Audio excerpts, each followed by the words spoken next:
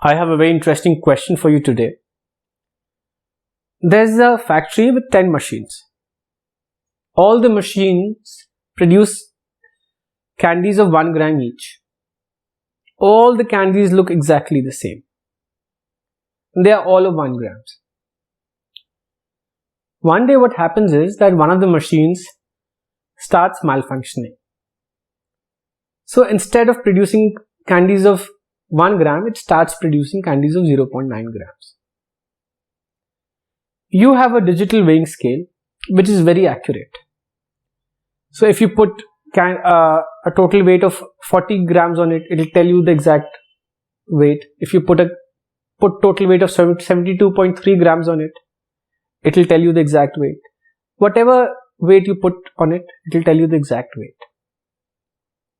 You can use this digital weighing scale only once, and using that you have to find out which machine is at fault. Pause this video and try to think about the solution and then come back. Okay, hopefully you paused the video and gave this question a try. Now I know it seems very odd to a lot of people as to how we can use the weighing machine only once and find out which machine is at fault. But there is actually a method, and this is what it is. Take 1 candy from the first machine, take 2 candies from the second, 3 from the third, 4 candies from the fourth, and so on, 10 candies from the 10th, and put them together on the weighing scale. Now if none of the machines were at fault, the weighing scale would have shown the total weight to be 55 grams. Because 1 gram plus 2 gram plus 3 gram plus 4 gram till 10 grams is equal to 55. But now imagine that, but now obviously it will not show it to be 55 grams. It will show it to be a little lesser.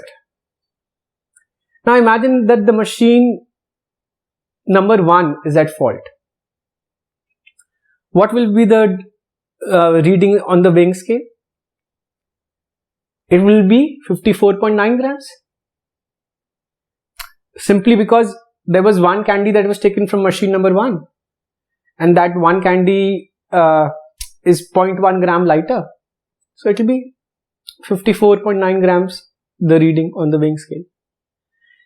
If the machine number 2 was at fault, the reading would have been 54.8 grams on the weighing scale.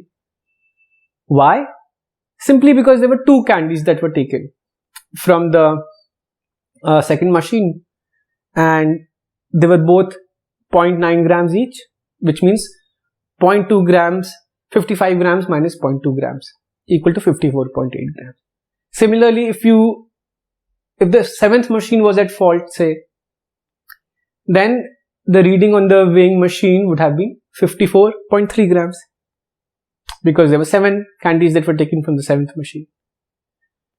So, based on the final reading of the weighing machine, we can tell which of the 10 machines is at fault.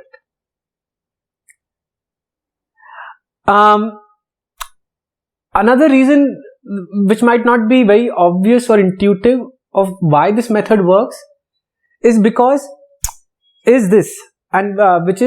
we've taken different number of candies from each of the machines. Let's say we had taken 3 candies from the 3rd machine also and 3 candies from the 6th machine also. And the reading on the weighing scale was 54.7 grams. Then we would not have been able to tell whether the fault is in machine 6 or the fault is in machine number 3. But because we've taken different number of candies from different machines, no 2 machines have had the same number of candies taken from. Just by that one weighing of the weighing scale, we can tell which machine is at fault. Wasn't this a wonderful question? For more of such beautiful questions, do subscribe.